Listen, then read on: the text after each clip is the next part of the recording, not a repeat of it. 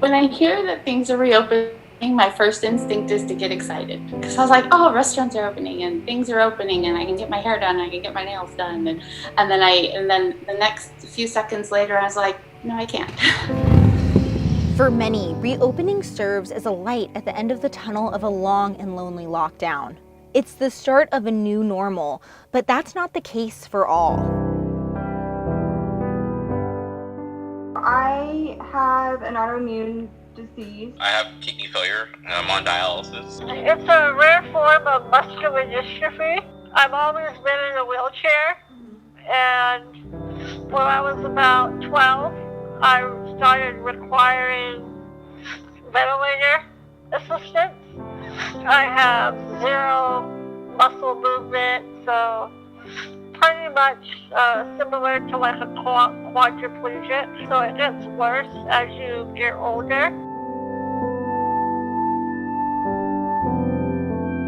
The now 28-year-old hasn't let the condition slow her down until the coronavirus began. So yeah, any type of illness that would affect the lungs could really potentially put me in a really bad position. Contracting COVID-19 would likely be deadly for Priscilla. That's why in the drawn-out months of the pandemic, she's only been outside of her home once. I operate my wheelchair using my tongue. So in order to cover my mouth, I have to cover it and still be able to drive my wheelchair, which is a little difficult. It made my world get smaller than it already was to begin with. It feels like, while the rest of the world is going to get to go back to some sort of normalcy, there's still a population that isn't going to be able to. That population that won't be able to may be bigger than you think. According to a National Health Institute survey, around 3% of the United States population is immunosuppressed. That's around 7 million people. I don't have a light at the end of a tunnel right now. While Priscilla falls under the most at-risk category here in the Sacramento area, she's not alone in her isolation. In fact, many times, those standing alongside you in the grocery line looking perfectly healthy may be the most at risk. I don't look like I'm sick most of the time. Most autoimmune diseases, you can't see it. You don't know that that's what's going on. So you never know what the person next to you is going through or if they're okay, because they might not be okay. My autoimmune disease is psoriatic arthritis. I was diagnosed with something called primary biliary cholangitis. And while these are both very different conditions, they cause both Katie and Melissa to be on medications that suppress the immune system. So I ended up needing a transplant because your immune system wants to attack the new liver because it's a foreign object in your body, and so I need to suppress that in my body. So that's something I'm going to be on for life. Now that I'm on medication for it, I really don't have an immune system to appropriately fight viruses. When the pandemic began affecting our area, they both knew their lives would be changed. I actually talked to my doctor right away, and I said, okay, how worried should I be about COVID-19 or this coronavirus? And she said, you need to be very worried. My rheumatologist had told me, no, you can't go back to work while this virus is out, and he took me out of work, and now it's a situation of I can't go back to work until it's safe to do so. Katie works in the field of behavioral analysis with families of children with autism.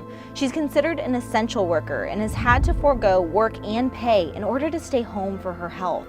From day to day, I don't know what my future looks like. I could die from it. I could be in the hospital for months. I could be laid up in bed for months more. There's just so many unknowns, and it's definitely not something where I'm willing to put myself in the position of, at 30 years old, spending 2 months in the ICU trying to fight for my life. The best way I can put it is it feels like I'm in limbo. Living in limbo is a familiar feeling to Marcus. I need a transplant because of the kidney failure. I got it from high blood pressure.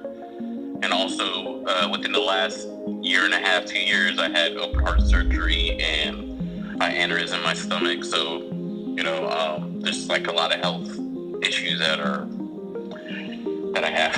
He's been waiting for a kidney transplant since 2016. I could get a call at any moment, and I'm supposed to be not sick and ready to get a transplant. So those are one of the things I had to always focus on. Marcus's time serving in the Navy, along with a passion for photography, helps him cope with the isolation of sheltering in place. But it's something he's taking extremely seriously. My birthday was during this time, and so how seriously I took it. My mom wanted to drop by. I was like, I'll just wave at you at the window, for my birthday. He only leaves the house to get dialysis 4 hours a day, 3 times a week, where he hopes others will also take the steps necessary to help prevent the spread of disease.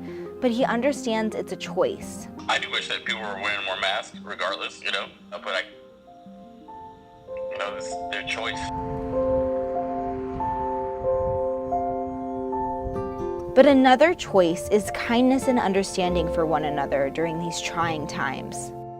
Our gift is each other, so we share this world together. So it's not just about you, it's what you sometimes do and affect other people. I would really just like to see more people really trying to be kind to one another as we all work through this. I'm doing my part to stay home to keep myself safe, but on those occasions that I do need to go out, just have a little bit of kindness. I just want people to be more understanding to the fact that maybe it's not as simple for a lot of people. Think of your fellow humans, think of the community as a whole. We're all in this together, and what you do affects me, what I do affects you.